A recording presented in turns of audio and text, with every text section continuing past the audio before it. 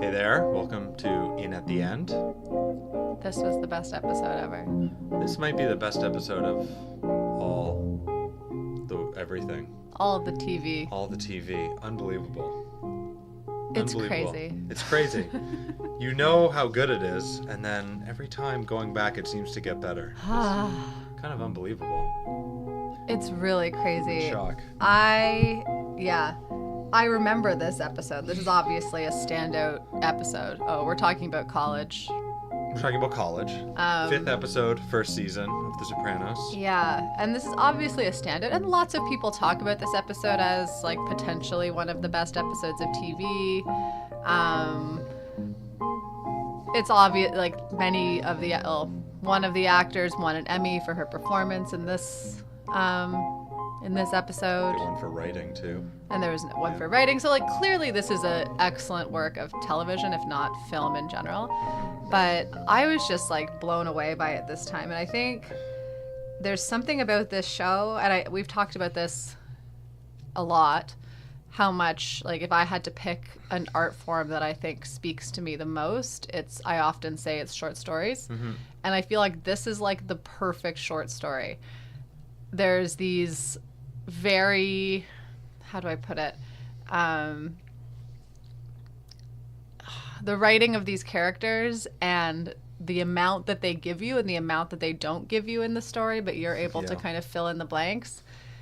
It's just perfect. I don't know. I don't have any other words for it. The way the writing works too, the way that they can imply so much with so little dialogue. Yeah. People can use these kind of like short...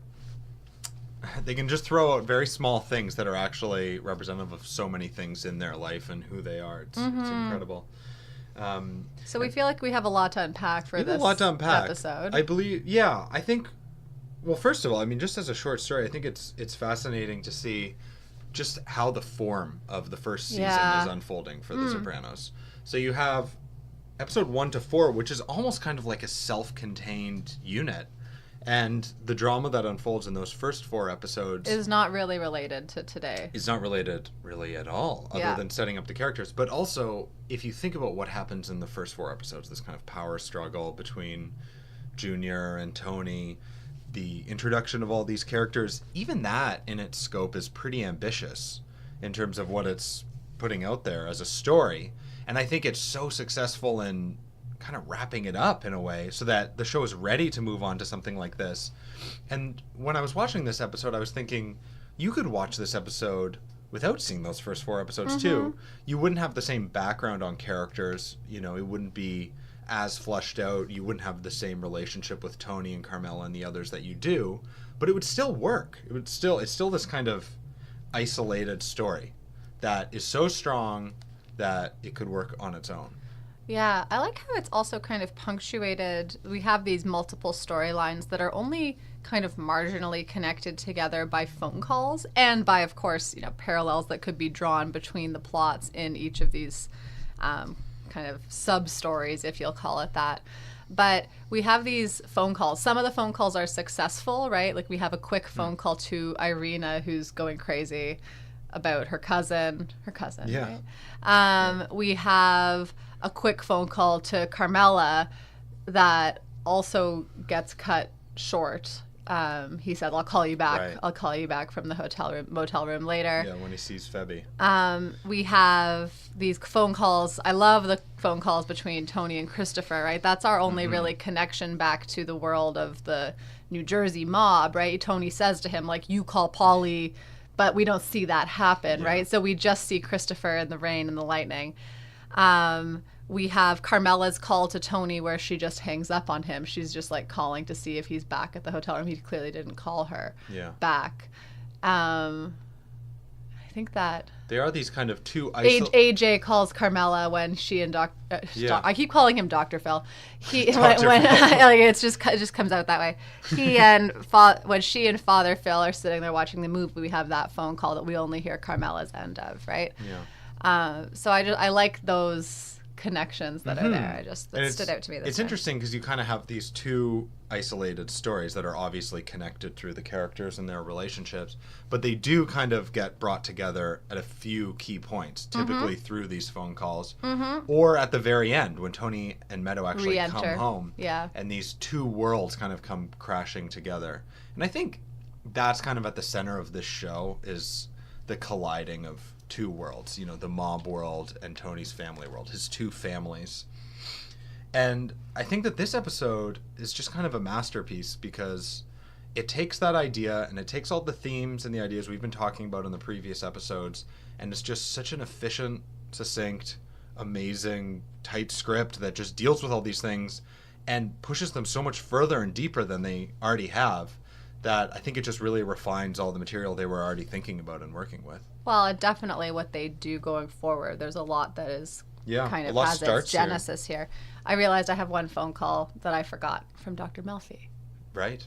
A key moment. It is a key moment. There's also the unifying factor of these characters that a lot of them have the flu or are vomiting because they drank too much. Right. I don't know what that means. Right. But there's a lot of the flu going around. Right. Yeah. Yeah. There's a lot to unpack in terms of specifics. I think there's a lot of ways that we could tackle this episode. Well, maybe let's look at one of the kind of general themes that we have. Okay. So what's something that struck you that was of particular interest? I wanted to talk about the filming in this episode. Yeah. I think that's important to start with, and that it calls into, you know, conversation some of those key moments that I think we'll want to talk about because it's so powerful. I was so impressed by Alan Coulter, who comes back and directs more Sopranos. What else does he direct? He's done a lot. Sex and the City. He actually but in terms of Sopranos episodes. I was just trying to throw out some Sex and the City. Oh, I like Sex and the City. But he's one of these, like, he's like Tim Van Patten, who we'll see later. He's like a TV superstar director. He's done a million things. He actually directed the pilot, I believe, for Nurse Jackie with Edie Falco, which would kind of set up the visual style. Phil. Right. Wow. So anyway, but there's some decisions here in terms of filmmaking that I think are just add so much to the feel of this episode that are kind of novel for the show at this point. I think there was a lot of bold decisions in this episode in particular that not only push this series forward, but kind of push television forward. I don't think these things were being done. For instance, like, I mean, even stepping back, what I was saying about the form, having this kind of short story, playing with just the structure of how this story is going to unfold is so bold, and something that I think this show really kind of was just very kind of new and experimental and broke new ground on it. You know, I feel like this show, for instance, later on, a lot of the time, a lot of the drama will unfold in the penultimate episode, which has almost kind of become the standard in TV. Totally, yeah. And I think this episode, it's also, this episode has our main character, Tony, killing somebody, which is clearly a bold move, but it's a particularly bold move when you think about when this show came out, because shows didn't really do that. And if you think about the television landscape from after Sopranos, that's been explored a lot. That's actually kind of been the defining characteristic of the last decade and a half of television. Totally. Think about shows like Breaking Bad, or even I think the writer on the show went on to work on Dexter. So, I mean, that's maybe like a show with less fleshed out characters, but I think just shittier characters. Just shittier characters and writing and everything. Yeah. But in general, I think they took some liberties and they were experimental and they tried new things, and I think it actually really revolutionized the medium. And I think it's pretty amazing. Yeah. You've mentioned in our past conversations about the, like, you're always noticing when they show different sides of Tony's face. Yeah. And I think they do that here a number of times, but particularly in that opening scene, of course, they go all the way around him. But then there's other times, like in the car. Yeah. We see him, like, when you're sitting in a car with someone, you only see one side of their face, right? Like though they're kind of turning to talk to each other, like you really are only seeing one side of someone, versus when he's in the phone booth, we see the other side of his face. I don't know if you picked up on that. Right. I thought that was kind of interesting. I think it all and he uses the same phone booth, so that's kind of easy for us to get. But well, and of course, this is all tied in with the quote that we see at the end. That's given a particularly long amount of time in the episode, where Tony's focusing on the Hawthorne quote of, "No man can wear one face to himself and another to the multitude without finally getting bewildered as to which may be true." So that's clearly a central part of this episode. Well, and of this series. Yeah. But that's definitely pretty thoroughly developed in this episode. And yeah, the fact that the first shot is this kind of spiraling camera work around Tony, around his face. And I think one of the main questions of this show is, who is Tony? And who are all the characters? Who are all the characters? Because we see the same thing with Father Phil and Carmela. We have this opening shot camera with work spiraling. For Carmela too. But then we also see them, like when they're talking to each other on the couch, at one point they're sitting face to face, and then they turn back to back, and we see the other side of both of them in that scene as well, right? So it is this kind of like flipping motion of characters, and that reflects obviously the Tony and Meadow stuff as well. Yeah. And I think that quote, does kind of introduce an interesting question of, who does Tony realize who he is? Yeah, or does he understand that quote? He looks perplexed when he reads He looks perplexed. It's clearly hitting him on a personal level. Yeah. It's clearly relevant to him. Yeah. He recognizes the relevance. Mm-hmm. And which one is true for him? And I think the reality is that they kind of all are. It's this kind of complicated world. Yeah, and he's even more complicated than two sides. Way more complicated. Well, everyone is. I mean, that's what I love about this show is the characters. Like I said this before, like we can't even really say like black and white or good and bad sides of them. It's just like a fucking mix of all of them that you can't really tease apart or make that simplistic, right? That quote's very simplistic in a lot of ways. Yeah. Yeah, no, totally. I think we were talking about the directing and some of these camera decisions. There's some other really, really interesting ones too. There's a lot of use of handheld camera. Yeah, I noticed that too. Particularly with Febby. Yeah, so, they have his binoculars. Like you're looking through his binoculars at one point. And it just had such a great feel to it. Yeah. It's this kind of like dire, dramatic, it's kind of like rugged, this feeling of urgency, of necessity. Just really, really kind of, and then they would contrast it with these like sweeping camera movements around the Soprano family. It was just, Except like I found like the other camera thing that I jotted down was when Father Phil is sick and he's going to the bathroom, they follow him with this like spinny, like tilty drunk camera. And so that was like, and that was kind of like the binoculars in some ways. Like they were kind of like like you were being jostled around by it. It was off-putting. Totally. Yeah. We definitely have at the end some very dramatic shots. Yeah, that empty after hallway the murder. And Well, actually, there's multiple. So the empty hallway, that was something that I thought was really interesting. In this episode, I feel like there's a lot of shots of our main characters with other characters. The opposite. Oh. There's a lot of examples of characters on their own in a shot, typically in a building, and almost all of them are tied together by columns, which I found was interesting. Yeah. So we have a shot of Carmela, I think it's when she's sitting at the kitchen island. Yeah. And then another shot, it zooms out. There's kind of this like exaggerated shot. And then it's from further away, just her in the house. We have Tony when he drops off Meadow. She's there with the columns in front of the university. The last scene of the episode is Tony, after he gets into his fight with Carmela, kind of going off, yelling behind her. Yeah. Oh, I was just thinking this, again, with these columns. Therapy's just about talking. But I feel like these characters are all alone.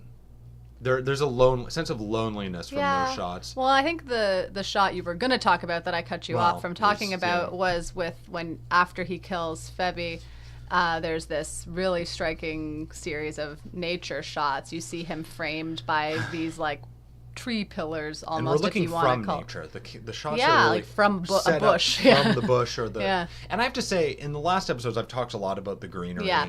And that it really comes from this episode is where that really started to strike me, and I started to look for that. Yeah. If I was looking from before, I probably wouldn't have noticed it as much. Yeah. But this episode makes it such a clear symbol for me that I started noticing more the use of greenery, and I think it's very deliberate. I think so too. I noticed it a lot of times also now that you've been talking about it.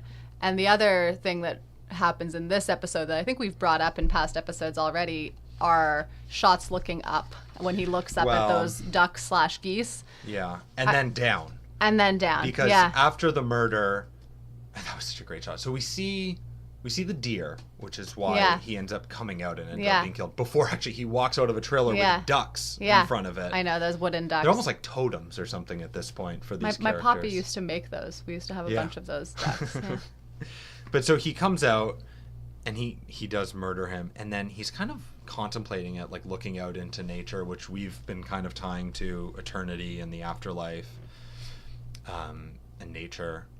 And when he does look at the ducks, it's interesting the choice of sound that they make. They're kind of flying south, and they have this kind of like, I mean, they're making like a school of ducks. Well, it triggers him to look up. It triggers him to look up, and we have this shot looking clearly upwards. And the sound effect is almost like they're kind of laughing at him. Mm-hmm. That's what I got. It's kind of demeaning. Like, I mean, I guess a low camera angle looking up is typically kind of demeaning for a character. It makes them kind of less imposing. And when or to see something from a low angle is obviously that is of a higher stature. Mm-hmm. And I think we've been talking about that too, of this kind of power dynamic. Tony is out of control.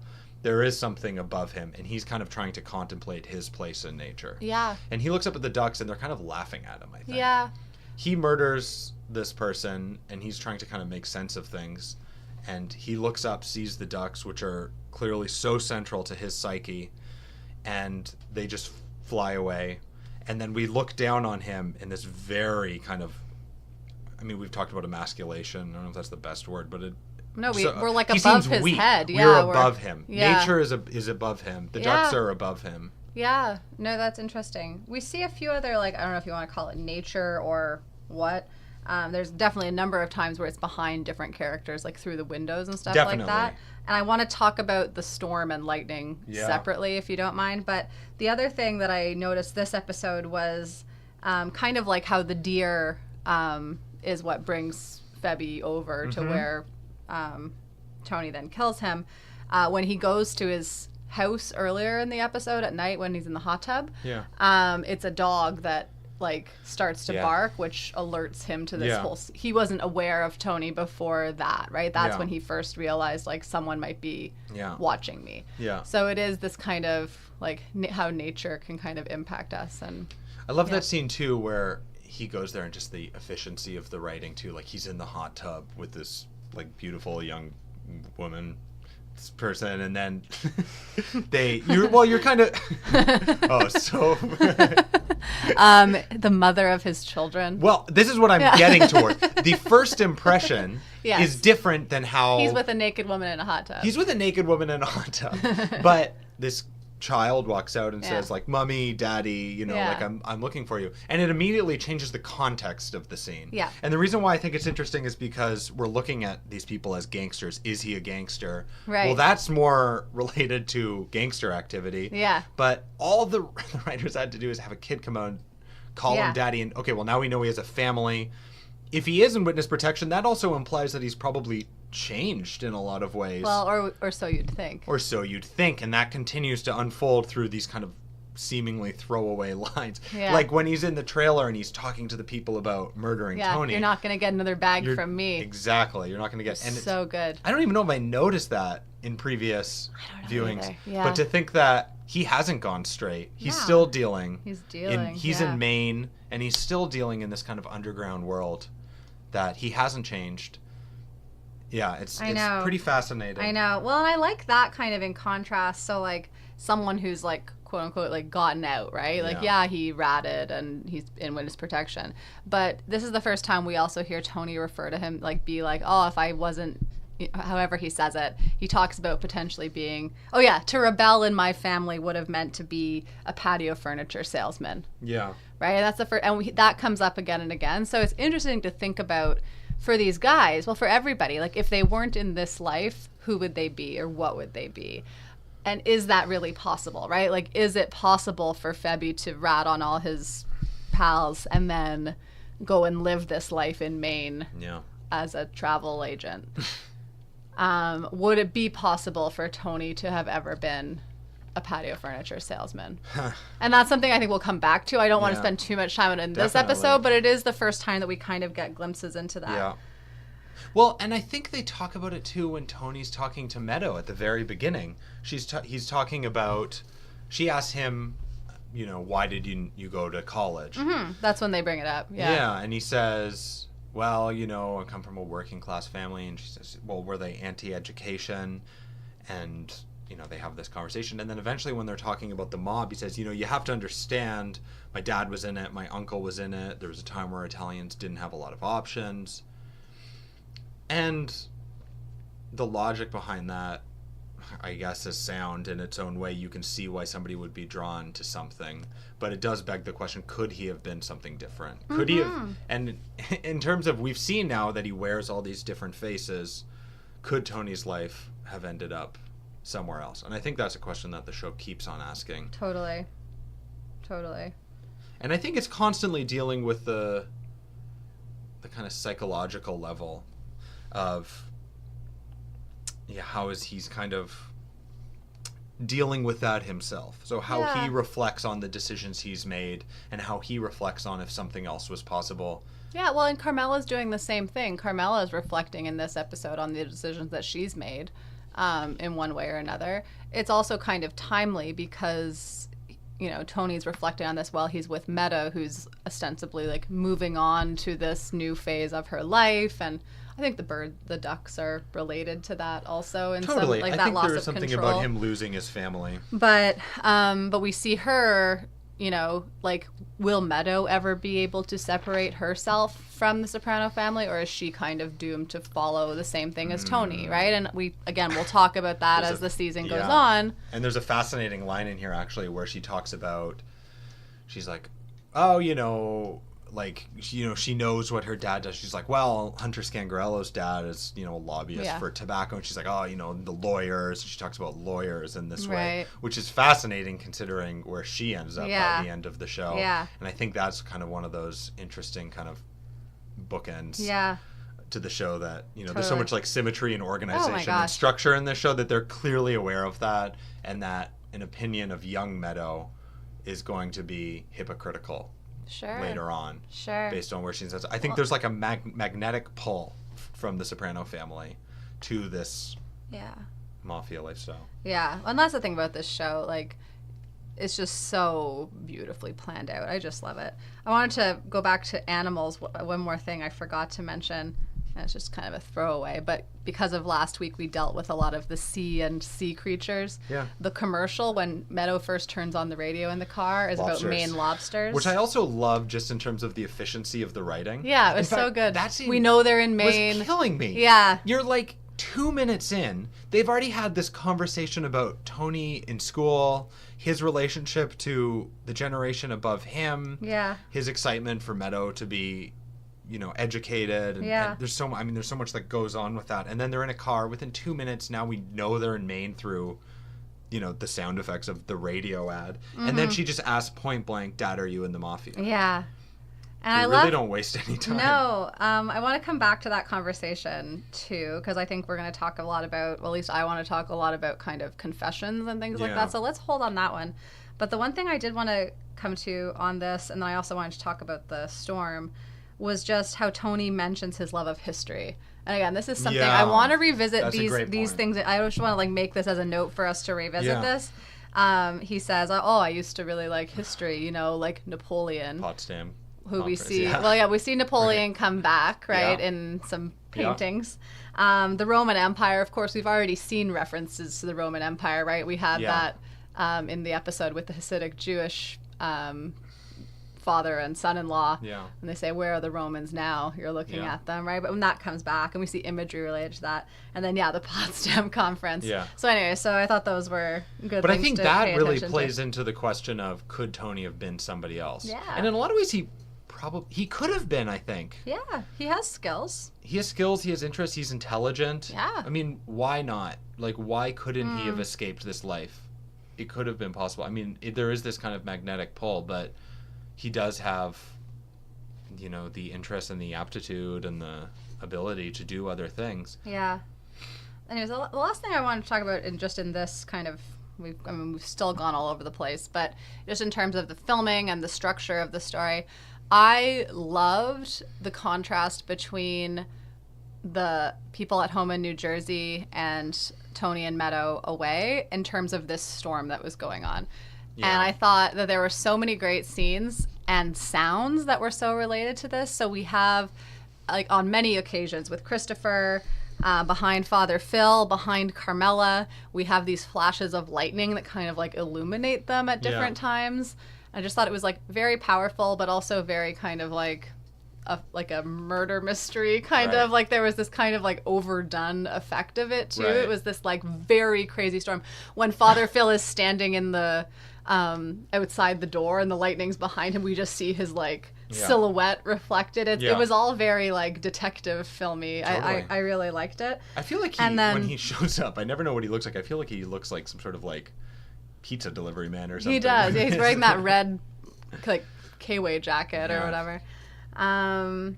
But then, so we see this lightning, there's this storm going on, and we see Tony like kind of in this idyllic kind of natural environment, right? Like even when he's in the phone booth outside of the motel, we see a lot of greenery behind him. It's sunny. He's lit so differently than those characters. But then the storm stops, and so it's like so notable in that scene that you were talking about the next morning when Carmela's sitting at her bench. It's silent. It's completely silent, and the whole time prior to that, we've had this like rain and thunder and lightning doesn't make a sound, but the stormy sounds going on. And so I just thought in terms of if we were going to like map out a plot structure, that's one of those, I don't know how you would like, I'm not knowledgeable enough about it, but that that's you'd think it would be kind of like after this climax that then things are quiet and we have this like resolution, although things do come to like a head in different ways after that storm is over. And that's actually like then when the murder takes place and things like that, and when Tony comes home. But I just thought the whole structure of the story was just genius. I'd love to actually like draw out a plot map of it just to see that kind of like like curvature of it, if that's the right thing, or when you used to draw those like plot diagrams in school. Yeah. Well, I think we've talked a lot about the storyline in Maine. Maybe we should start visiting some of the things that are happening in New Jersey between Carmela and Father Phil. Yeah, I think it's related. Like, let's start there, but I think that will tie into some of the confession stuff in the other storyline as well. Yeah. So I grew up Catholic, so a lot of this, I had to explain to Alex in our viewing today that if you're a priest in the Catholic religion, you're celibate. Well, that was my question, Yes, he asked I just needed to make sure. He had to clarify. So, but I had to clarify. And there's a lot in this show that deals with religion. And we've already had access to churches and things like that. But this is this is the first time we meet Father Phil, right? Well, no, we meet him in the pilot episode but it's not with the a different same actor. That's right. Okay, yeah. You got me. But he's back. And he's just like, in some ways he's, I don't know, like I can't really imagine having this like priest coming over to anybody's house and being so friendly. So in some ways I'm like, what kind of priest is this guy really? But I think the show is really framed within this kind of Catholic guilt and Roman Catholic, if you want to call it that, kind of history. We see him one of my favorite parts of the scene, right? They have this whole night, right? He arrives wearing this, like we said, this like pizza delivery guy outfit, and Carmela's taking off his jacket for him. His collar is still intact, right? Priests wear these collars that are have that white piece in front. And then by the end of the night, his collar, well, even when Carmela's giving her confession, right, already his collar is askew. His, like, one of the ends of it is out. We see Carmela kind of fixing the draping that he was wearing over him, because that was also a little bit messed up. He chugs all that holy wine, which probably wouldn't sit well, because that stuff's not as good as the Chianti that he was drinking earlier in the night. And he mentions things. He mentions things like how Tony's afraid of fire, and so that's good. It'll keep him out of hell or whatever. Yeah. He brings her a book. I didn't catch what book it is that he brings her, but in it right. There seems to be both Buddhism and Islam. Right. And he starts to kind of talk about it, but then he's like, "But this Chianti, though." Yeah. Right.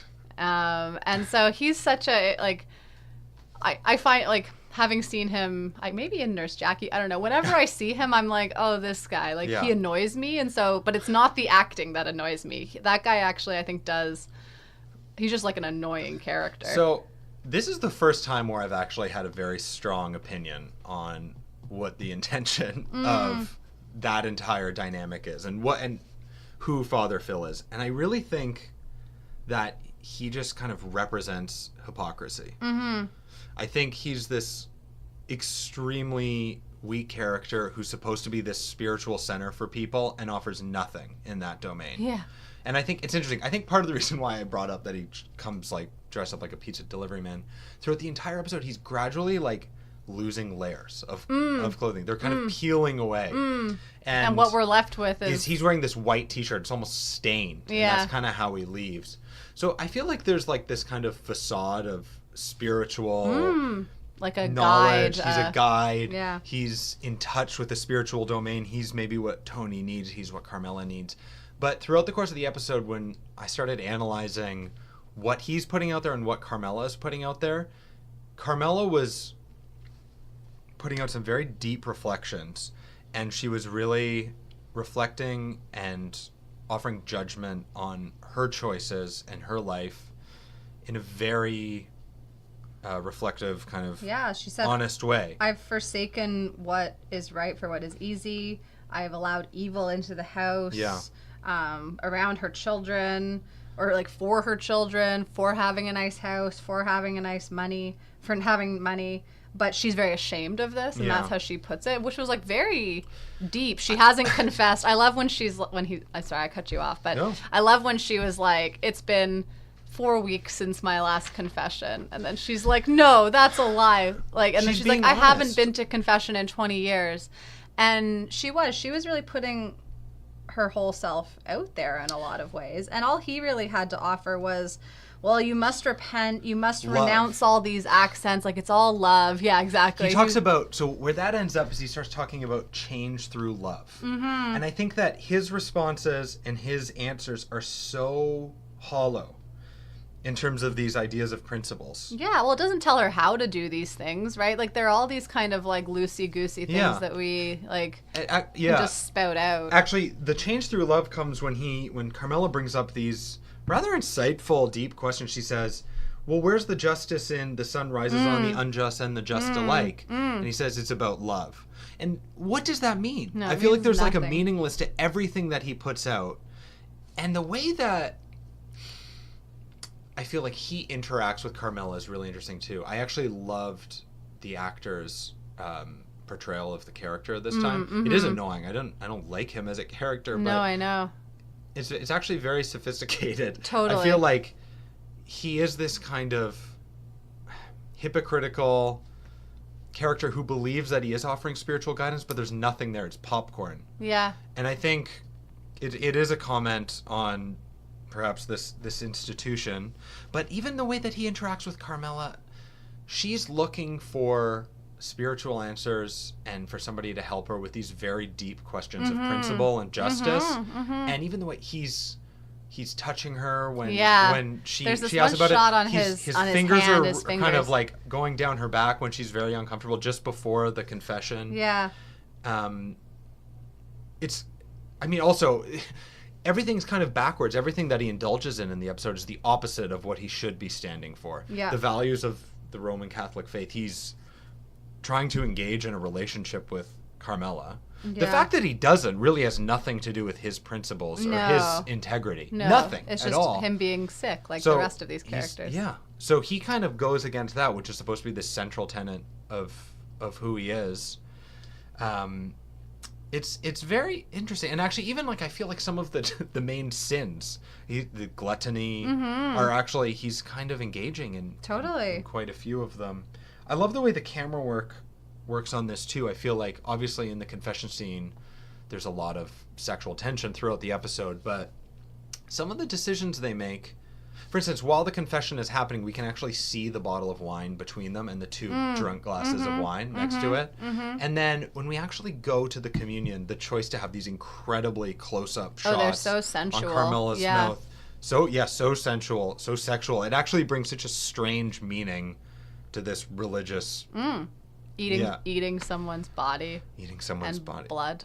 But yeah, the fact they sexualize it, which is the same kind of hypocrisy that I think exists in the way that institution is dealt with in this episode. Well, and it was interesting, even like Carmela's, when she starts talking about Casablanca, and he's really like, when she starts to talk about it, he's like kind of excited. He's like, oh, we're okay. Like, he's like, and he gets this look on his face. He's an incredible actor. He's great. He gets this look on his face. She's like, when Bogey, I like how she calls him by a short name, says like, of all the gin joints in all the world, why'd you have to come into mine? Then she's like, of all the Fanuc priests in all the world, why did I have to get the one that's straight? So she even kind of like these are like unspoken issues, right? Like, but she kind of calls in this like sexuality of the priesthood and some of the issues with the Catholic Church that have been focused on there's an honesty in that scene, and that's a really interesting scene that you brought up in particular, because on those exact moments, the camera goes super close up again. Yeah. And that's one of the last scenes, and I feel like there actually is, there is ingenuity and there is honesty in that scene, and that they're actually having a real relationship there. They're actually kind of talking about what happened in some ways. And I think we are left with that kind of human relationship that we have, but it ends up very sad because Carmela's left alone. He leaves. We're left to kind of cope with the hypocrisy of everything that happened. Just kind of on our own. Yeah. And they don't have each other, and they clearly do need somebody. They need something. Both of them are lacking something in their life and looking for it. And it's not there. Yeah. I wanted to talk about during the communion where they were going in. Yeah, some of the decisions, because it's pretty extreme how sexualized those shots are. And I was thinking about that when they're showing the close-up of the communion wafer and the wine, but it actually gets like out of control by the end when you have Carmela kind of like leaning down and he's standing up, which is this kind of power dynamic, but also very sexual. And then there's a point where he like kind of puts his hand on her head. It's just like over the top. Yeah. It's like it just keeps on. It's like this crescendo. Yeah. To the point, it's actually so overt by the end that this is this kind of weird sexual relationship that's kind of unfolding throughout the course of the whole episode. Yeah. It actually becomes like almost comical. It's so overdone. I know. Well, especially when the part where she then crawls over him, they fall asleep somehow, right? Yeah. So there's parts we miss of their interaction, which I liked. We don't miss. I don't feel like we miss as much in the other storyline. We miss some parts here. So they're somehow like asleep in each other's arms, sitting in front of the couch, and the phone rings right when AJ calls. AJ also, I'll come back to that aspect of time, but AJ had said he was going to be back in an hour, and then this is clearly a lot later. Right. But oh AJ, but she like crawls over him to get the phone, and then kind of like snuggles back up to him, and that's when the whole kind of like almost kiss scene then happens. Yeah. But it's very. I mean, like a relationship like that where you confess something to someone, which might be to a priest, it might be to your therapist. We see it in this episode also between Tony and Meadow, which is a non-sexual relationship, where we have that level of intimacy. Although there are some weird, there's some scenes that are weird, like when he puts her in bed, when he's like bringing her out of the car. Maybe we'll go to that after, but he's bringing her out of the car when she's wasted. Like, it would be hard for what's his face, Peter. What's his real name? Oh, Febby. Febby. It would be right. That's a short form. It would be hard for Febby to tell if that was his girlfriend. Like, he doesn't know that that's his daughter at first. He realizes it after. But there's this scene where he's kind of dragging her into the hotel room. He kind of weirdly tucks her into bed and kisses her on the forehead, which again is kind of reflective of that power dynamic where we have Father Phil patting Carmela on the head.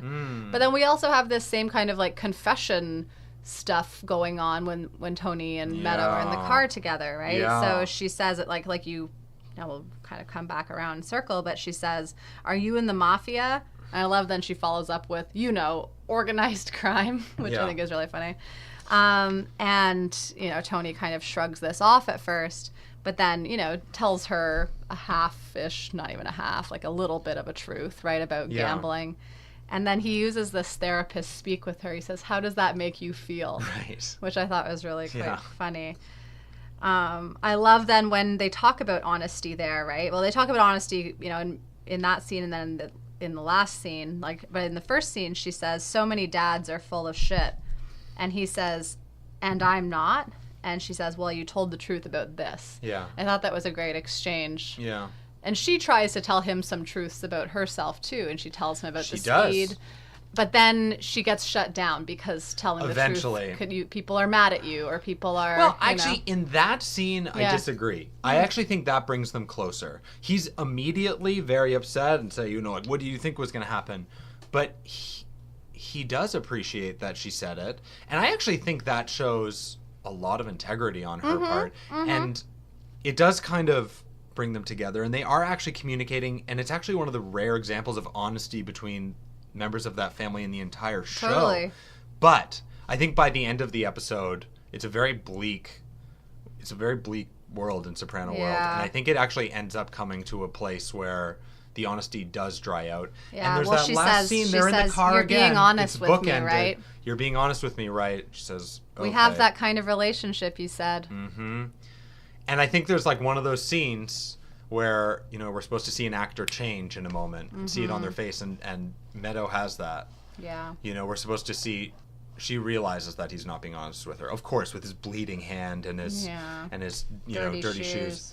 And the way that Tony navigates those moments is so fascinating too, because he's so adept at it. Yeah. He's so quick with his answers. Oh my gosh! In the opening scene with the two of them, the first time they're in the car together, his smile while he's like when they're doing the car chase. Sorry, it's not in that first scene when they're in the car. Brings up something very interesting. When they're on their car chase, and she's like, "What is going on?" Yeah. She's in a panic, and he's just like, "I'm just fooling around," and the smile on his face is so spooky. Yeah.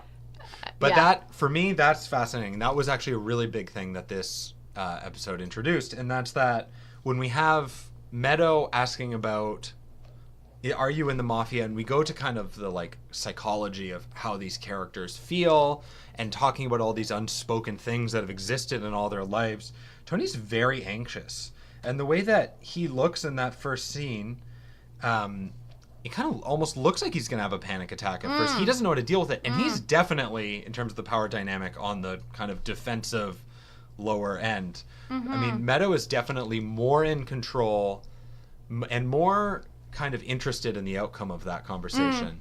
And then when we switch to that moment of what's referred to in previous episodes as this kind of casual violence, not that it's violent at that point, but this world of the mob, and he sees this person, and actually there's some more swirling camera shots, right, when he first sees him, and then he starts going and chasing Febby, and he's driving completely insane, like a maniac, but he's so comfortable. Yeah. And now Meadow isn't. So we have these different worlds, these different faces, and different people are comfortable with different ones. And I think it's fascinating to see the way that Tony changes, and he's comfortable in some situations and not in others. Yeah. And typically when he's talking about his feelings or the realities of what he does, or he has to come to grips with the principles of his life, he's very uncomfortable. Yeah. I don't know. I felt like that also, maybe that casual violence, like when Meadow does tell him about the speed thing, right? But he immediately is like, "Who gave it to you?" Right? And she's like, "Well, if I had known you were going to get so upset like this, I wouldn't have told you." Right? So there is that kind of like... But it changes, and then they say, "I'm glad that we have that relationship." Yeah, no, I get that. And actually, that's where it ends. I'm glad that we're honest. I'm glad we have that kind of relationship, and then it immediately cuts to Carm and Father Phil. Right. So you're talking about this theme of honesty. And we look at the kind of relationship that they have. Yeah. Yeah. I mean, where's the honesty in that? Yeah. And where's the honesty between all these characters? Yeah. Yeah.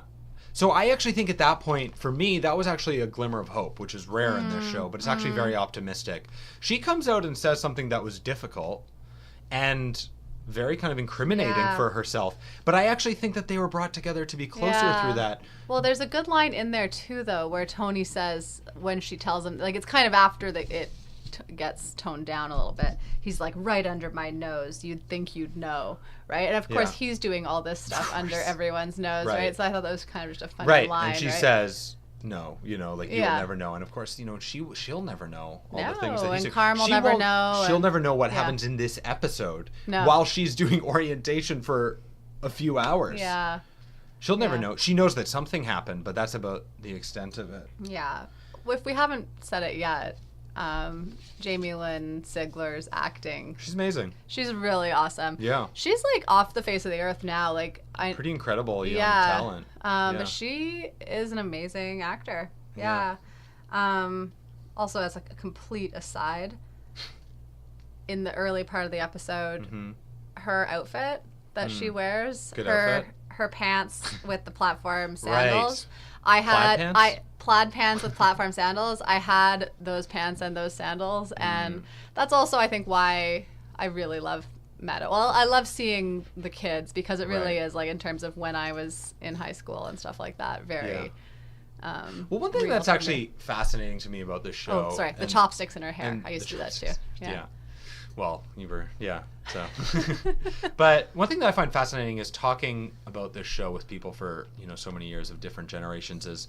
That's something that I've actually heard a lot from talking to, like, our parents' generation, is how accurate the portrayal of teenagers is. And I think we can probably comment on that as, like, living as teenagers through a very similar time. We're probably a pretty similar age to Meadow. Yeah. But it's interesting how that rings true for us, but it also rings true for the generation before in terms of raising children. Totally. My parents always talk about AJ's confirmation.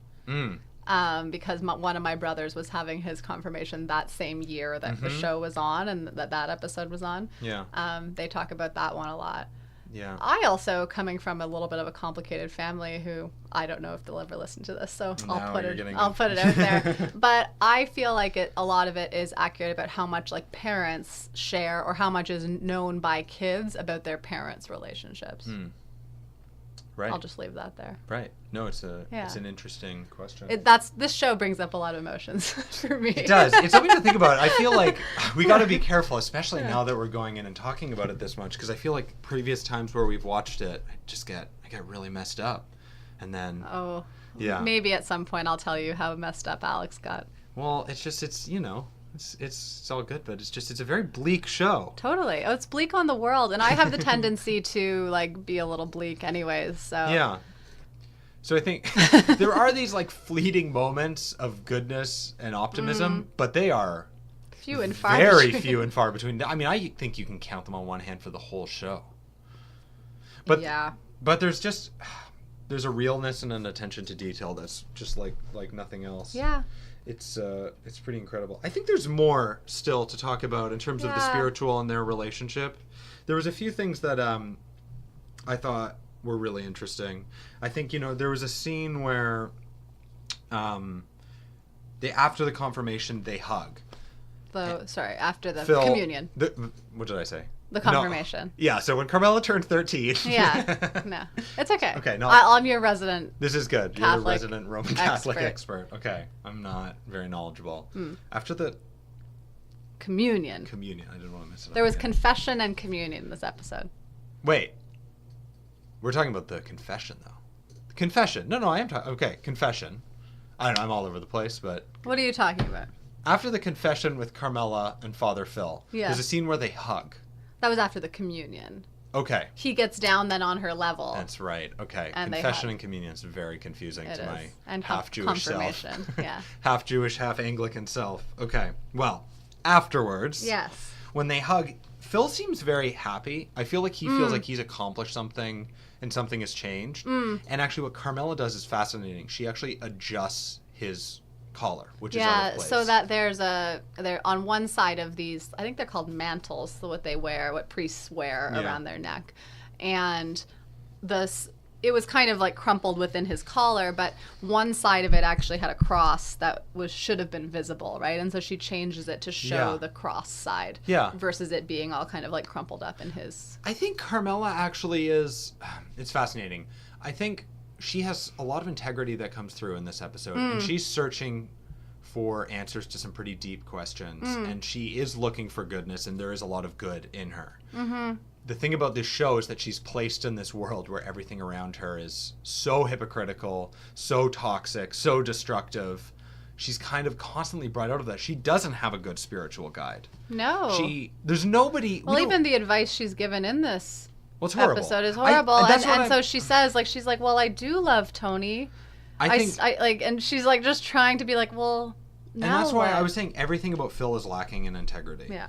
You know, he goes to kiss Carmela...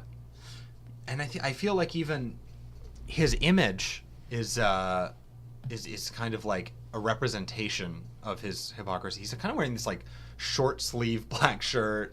It's like kind of like That's a priesty uniform. I don't know. It's okay. But still, I feel like he's unraveling. His clothes are kind of falling off, regardless of whether or not. At least the religious elements of the religious element is like this kind of like very delicate, fragile exterior that just kind of falls off in a night. Yeah. And I think that he's just kind of, he's the embodiment of a mockery of the values he's supposed to hold.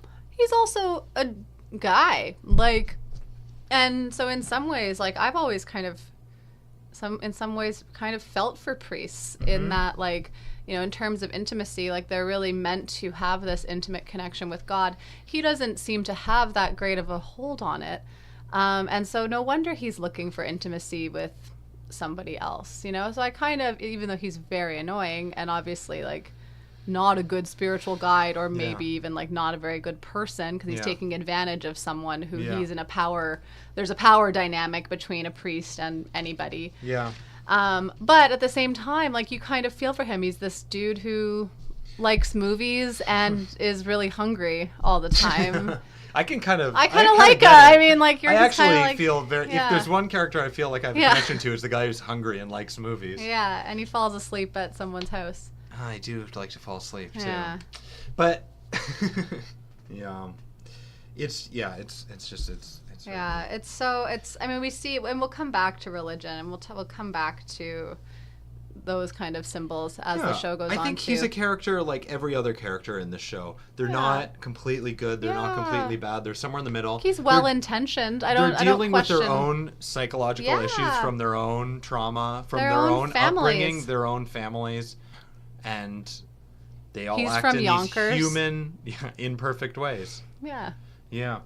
I thought it was it's interesting how he loves movies, and he gets excited when Carmela talks about, oh, you know, you love the DVD player, which we've seen in previous episodes was stolen. Yeah. So seeing just the hypocrisy, too, and him indulging in at all in this world. Totally. And who knows how much he knows about what Tony does, but there has to be some intentional ignorance. Well, she even says that in her confession. She's like, well, you know, Father Phil, like, all of it, right? Like, that's how she kind of, like, as she's talking about these things she's confessing to, right? She's like, well, you know, and we kind of see this glimmer on his face. We're looking at his face at that time. We kind of see this glimmer of understanding. Yeah. But yeah, I think the other episode where it comes up a lot, at least in my recollection, is where it's AJ's confirmation. Yeah. So we'll probably revisit at that point. Yeah. I only have one more small thing to talk about. Did you have something else you wanted to touch on? But go for it, yeah. There was something about this episode, I don't know why it called my attention, but there were a lot of indicators of time that I thought were really interesting, and we didn't get them in the at least, and I'd like to now go back and watch it and pay even closer attention, but the Father Phil, not Dr. Phil, the Father Phil and Carmela storyline, we kind of don't have what sense of what time it is. Like, and again, because we missed that scene where they fall asleep and AJ telephones, and it just seemed like time really is this strange entity there. But in Meadow and Tony Land, we focus in on clocks a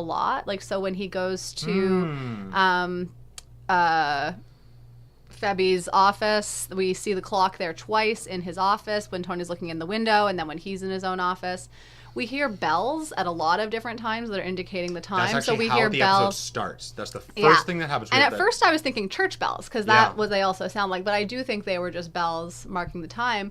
We also hear it after when Tony, it's dark out. He was going to call Christopher back at midnight, I think. And so we hear I think there were 12 bells at that time. And he went to go call Christopher. We do have that one mention to AJ and saying he was going to come back in an hour. So that kind of shows the difference, right? There's this sense of kind of having lots of time. And then there's this sense of kind of these like impending, even like the fast car driving and stuff like that. Like there's this kind of like speed and time sensitive nature to, I think we even see it like when Meadow's asleep, there we see a clock in the hotel room before Tony goes back outside and stuff like that. So there's a couple times where that happens, and I just thought it was notable. It was obviously purposeful because everything in this show is purposeful. Yeah. Well, it's interesting, too, to think about, like, how short an amount of time it is, and that kind of goes with the short story totally format of this episode. I mean, all the drama that unfolds between Carmela and, I was about to say Dr. Phil, Father Phil, and that's over one night. Yeah. And, it's nothing. Well, and there's many times, too, where he says to Meadow, right, when she's going to stay at the bar with those older, cool college girls, he's like, I'll be back to get you in an hour, or I think he says something like that. And then he says it again when she goes into one of her interviews. He's like, I'll be back to get you in an hour and a half or whatever. And so there's these like, and then we see these things that happen within that hour or hour and a half. I was thinking about that. Or if he's late, right? She's like, where have you been? Right. So there was something, anyway, I can't quite put my finger on. Well, there's a realness to it. Yeah. I mean, this show is always engaged in its subjects in a way that it feels like real life. The characters feel like real people, and everything's done with this sense of what kind of seemingly mundane, normal, typical life is like. And I think that happens here. It's like you're kind of just like living through a day. Obviously, it's like 24 hours or something. Completely heightened drama. And there's these crazy things happening. But then there's also these completely normal things that most families go through. Yeah. And it happens in a way on a scale of time that's so relatable. Yeah. To anybody. Yeah. It's so short and it happens so quickly. Sure. It's just this kind of vignette of their life. And yet it kind of completely sums up the two families. And it completely sums up the two lives that Tony is living. Yeah. Yeah. I thought it's really interesting actually how Tony responds to the incidents where he's kind of made uncomfortable by kind of psychological probing and those kind of questions. Because the way that he ends up responding to it is actually pretty aggressive. Or he flips it on the other person. He'll use things against the other person to kind of go on the offensive. Except in that last scene, right. Where Carmela kind of does it. Interesting. Yeah. She does it. She's so cold when she does it, so too. So cold. And especially when they come back, it's so civil and seemingly normal. Yeah, nice. He kisses her hello, and there's so much underneath the surface. He's just killed somebody. Yeah. He's just murdered. Yeah. And he comes back and he just talks about, there's apple juice in the fridge, and and she has all these, all this drama of her own life. Yeah.